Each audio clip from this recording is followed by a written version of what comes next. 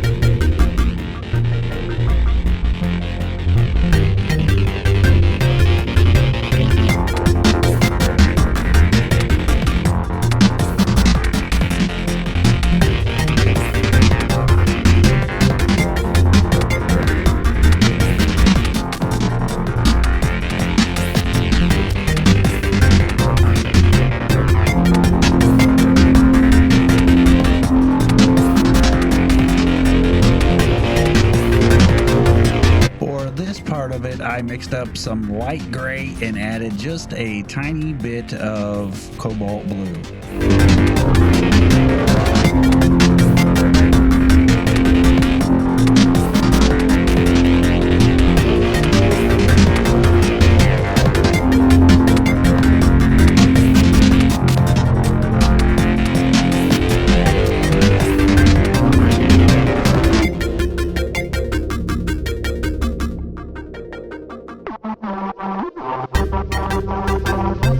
For this bit of it, I just mixed in a little bit more green to it to bring out that dark green hue.